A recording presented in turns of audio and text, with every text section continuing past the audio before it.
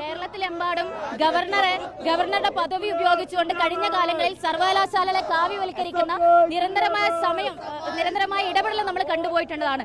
കേരളയിലും കാലിക്കറ്റ് സർവകലാശാലയിൽ ഉൾപ്പെടെ കേരളത്തിലെമ്പാടും SFI വലിയ പ്രതിഷേധവുമായി കഴിഞ്ഞ കാലങ്ങളിൽ പോയിട്ടുണ്ട്.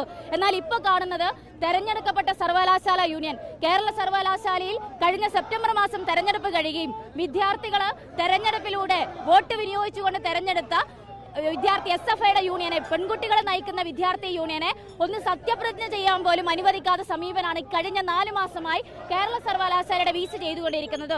SFIയുടെ പ്രവർത്തനങ്ങളെ, വിദ്യാർത്ഥികളുടെ ജനാധിപത്യ വേദികളെ തകർക്കാനുള്ള സമീപനാണ് VCയും ഗവർണറും നടത്തിക്കൊണ്ടിരിക്കുന്നത്. സമാനമായി സാങ്കേതിക സർവകലാശാലയിലും ഡിജിറ്റൽ സർവകലാശാലയിലും ഇപ്പൊ VCമാരെ നിയമിക്കുന്നത് എങ്ങനെയാണ് എന്ന് നിങ്ങൾ കണ്ടുപോയിട്ടുണ്ട്. ഇത്തരത്തില് കണ്ണൂർ സർവകലാശാലയുടെ തെരഞ്ഞെടുക്കപ്പെട്ട യൂണിയനെ സത്യപ്രതിജ്ഞ ചെയ്യാൻ വലിയ സമരത്തിൽ SFI നീങ്ങിയതിനു ശേഷമാണ് തയ്യാറായിട്ടുള്ളത്. ഇത്തരത്തില് തെരഞ്ഞെടുത്ത യൂണിയനെ സത്യപ്രതിജ്ഞ ചെയ്യാനോ ഫണ്ട് കൊടുക്കാനോ അവർക്ക് പ്രവർത്തിക്കാനോ സ്വാതന്ത്ര്യമില്ലാത്ത തരത്തിലേക്ക് ഫാസിസ്റ്റ് കേന്ദ്രമായി വർഗീയതയുടെ വേദിയായിട്ട് നമ്മുടെ സർവകലാശാലകളെ മാറ്റുമ്പോഴാണ് ഇത്തരത്തിലുള്ള സമരവുമായിട്ട് SFI മുന്നോട്ടേക്ക് വന്നിട്ടുള്ളത്. ഇന്ന് ഗവർണറും VCയും ഉൾപ്പെടെയുള്ളവർ അകത്തൊരു പരിപാടിയിൽ പങ്കെടുക്കുന്നത് കൊണ്ടാണ് വളരെ പെട്ടെന്ന് തീരുമാനിച്ചിങ്ങനെ ഒരു സമരത്തിലേക്ക് SFI മുന്നോട്ടേക്ക് വന്നത്.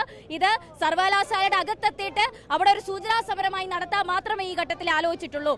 എന്നാൽ ഈ സമീപനാണ് തുടരുന്നതെങ്കിൽ ഇനിയും തെരഞ്ഞെടുക്കപ്പെട്ട യൂണിയന്റെ സത്യപ്രതിജ്ഞ വൈകിച്ചു കഴിഞ്ഞാൽ ഇതിനേക്കാൾ വലിയ പ്രതിഷേധവുമായിട്ട് സർവകലാശാലയുടെ അകത്തളത്തിലേക്ക് എത്താൻ SFI തയ്യാറാകും എന്നാണ് ഈ അവസരത്തിൽ പറയാനുള്ളത്.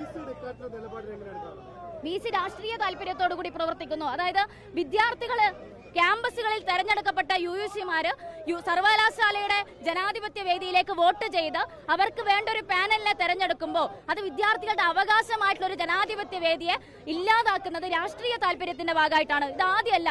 കേരള സർവകലാശാലയുടെ സെനറ്റ് തെരഞ്ഞെടുപ്പില് ABP ആയതുകൊണ്ട് അകത്തേക്ക് അവർ നോമിനേറ്റ് ചെയ്യുന്ന സമീപനം നമ്മൾ കണ്ടിട്ടുണ്ട്. ഇതിൽ തീർച്ചയായിട്ടും രാഷ്ട്രീയ പകപോക്കലിന് അവർ തയ്യാറാവുന്നുണ്ട്.